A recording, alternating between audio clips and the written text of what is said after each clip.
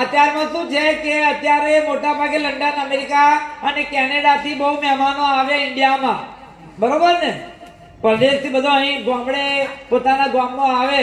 તમે નહીં માનો, એક જગ્યાએ બેન એવા બહુ વર્ષે આવેલો, બહુ ઘણા વર્ષે પરદેશ રહેતો હતો, બહુ વર્ષ કે 20-25 વર્ષે આવ્યો ને ગામડે.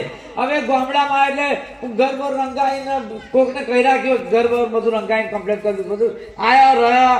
પછી શું થયું, ગામડાવાળો બધો મળવા આવે, બહુ વર્ષે આવ્યો, હો તમે બદલાઈ ગયો, જાડો થઈ ગયો, પાત્રો થઈ ગયો, નહીં એવું બધું ઊંચવાન નેચવાન કારણ ધોણો થાય, એ બધી વાતો કરે.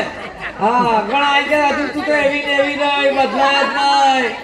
હા, હવે તો એ બધી વાતો કરે. પેલા બેન પરદેશથી આવેલા, બધા જોડે હસી મસ્તી હળી મળીને રે, આનંદ કરે.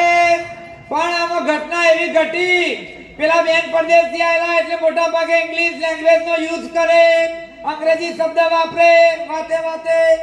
આ થોડી એમને બોલાઈ જાય.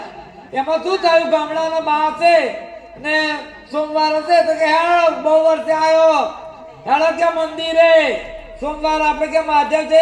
બેન થોડા કામમાં હતા ને કે તમે જાઓ ને, હું જરા બીઝી છું. તો પેલી ગામડા ડોય કે હે એમ શું, હું તમારા કાકાની તીજી છું.